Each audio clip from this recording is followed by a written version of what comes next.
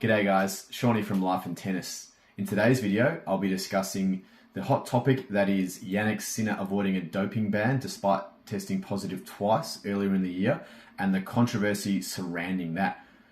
So we've heard from a lot of players on the tour, including Nick Kyrgios, Denis Shapovalov, and even Luca Pouille, to mention a few of the detractors out there, and there are many. And then of course there's Aussie John Millman, who defended the Italian number one, basically saying, do your research before casting judgment, basically. Now, the way I look at it is the two main issues I think that people have with this case is firstly, just the fact that Sinner tested positive itself for a banned substance and managed to get off. So that's the first thing. The second is the lack of transparency surrounding the case, particularly the International Tennis Integrity Agency not releasing the information publicly at the time and only releasing it only a few days ago. So I think that's probably the bigger issue that people have been angry about.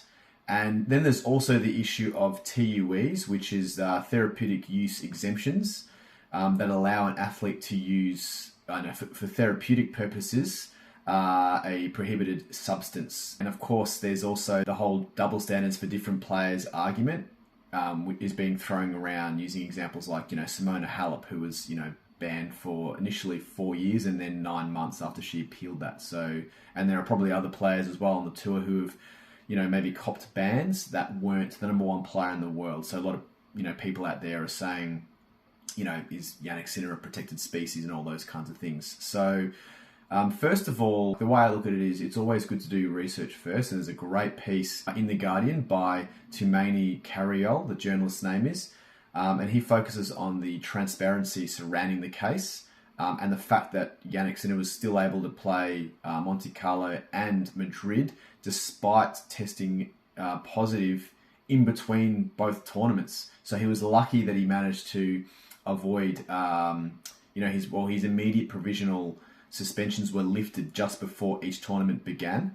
So yeah, he was still able to play. And this was also just after he'd won Miami as well. So he tested positive the first time on the 4th of April, and he tested positive the second time, I believe, on the 17th of April, which is, I just checked, just had to fact check there. It's a great piece. It's worth reading. And I might even put a link in the description below because it provides a bit more background to the case itself, and there's a few different factors that contribute to this case particularly. But anyway, I thought I'd also just touch on my take on the whole controversy. And look, to start off with, I'm definitely in a Jannik Sinner defender in this one. I can totally understand the mistake made on his part.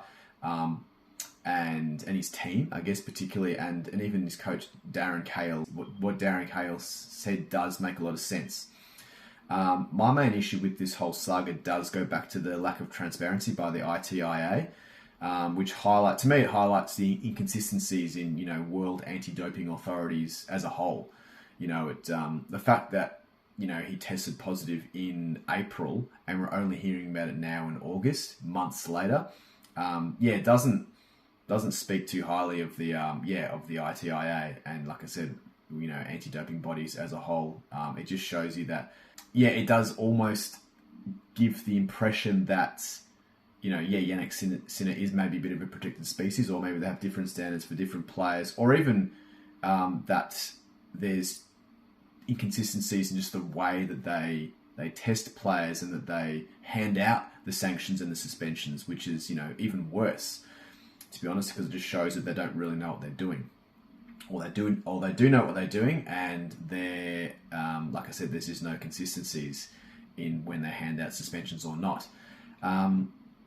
And look, the fact that it was 1/1000th of a gram of clostebol was the substance, which is the steroid that was found in his system, that cannot, in my mind, that cannot have been, and a lot of people would agree, that cannot have been performance enhancing in the slightest. And to me, easily goes under the the therapeutic use exemption. You could easily have applied for that particular massage cream as a TUE, and potentially he would have gotten away with it, as a lot of athletes seem to, given that they have this rule of having therapeutic use, having substances that you can use for therapeutic purposes, basically. Which again, that's a little bit of a grey area as well, which is probably a video for another day. But then, of course, there's the unfortunate case of Simona Halep, who, tested positive for a banned substance, roxadustat is called, and initially was banned for 4 years before appealing and then having a suspension reduced to 9 months. Look, in Halep's case, it's a bit of a different one. Again, it's each case. I guess you've got to take each case on its merits. And in Halep's case, the Court of Arbitration for Sport, which is the court that she appealed with, they found that the positive test was likely caused by contamination of a supplement she had been using, which also goes back to the Jannik Sinner case as well. And although the court determined that Halep did bear some level of fault or negligence for using the supplement, it didn't, rise to the level of a multi-year ban. So that's why, she did get banned for a period of time, for 9 months, because there was some fault or negligence. But that's why it wasn't, for longer, I guess. Whereas in Jannik Sinner's case, he didn't bear any fault or negligence. That's what the ITIA found in their findings, I guess. So that's why he didn't get any ban. So I guess even if there's negligence, that still would result in a ban. But within Jannik Sinner's case, there was no fault or negligence, with the case findings. So that's why he wasn't banned. Which again, it almost seems like it's on an ad hoc basis, case by case. So again, maybe some controversy there. But the worst thing about this whole thing is, Sinner is a well-loved player, like from fans all over the world, players, anyone that loves watching tennis. He just goes about it, in such a great way. He doesn't carry on court. He just goes about his business. He speaks so well. He's very intelligent, and he's just such an amazing player to watch. So for him, he should be celebrating a breakout year, winning his first major, rising to world number 1 in the world. But unfortunately, this doping case, whether he likes it or not, because it has divided opinion, it's potentially tarnished his career, at least in the short run. Given enough time, his name could be cleared, I guess. Or I guess his name already has been cleared, but in time, maybe the controversy will fade, let's say. But potentially the worst thing about this is, and it already seems like it has affected him a little bit in some of the tournaments prior to Cincinnati, because he obviously won Cincinnati, so he did an amazing job winning Cincinnati. But clearly, this could potentially affect him mentally at the US Open and future tournaments. So something that you just don't want to be having to think about or deal with. So yeah, I guess time will tell whether or not more will come out about. I don't think it will, to be honest. I don't think there's anything more in this case. It's more just the backlash and the divided opinions and the lack of transparency and all these other issues that unfortunately, as well, for the sport of tennis, it's almost put tennis in a bad light. A bit like cycling with Lance Armstrong all those years ago. And although there have been cases like Simona Halep, and even, of course, Maria Sharapova, who got banned as well. There's been high-profile cases of players that have been banned, but this one is, probably, arguably the most high-profile, or not suspension, but lack of suspension, but potentially, controversy surrounding a doping case, which, you could even say it doesn't put tennis in a bad light. I think it does, unfortunately, and I love watching the sport, but it doesn't.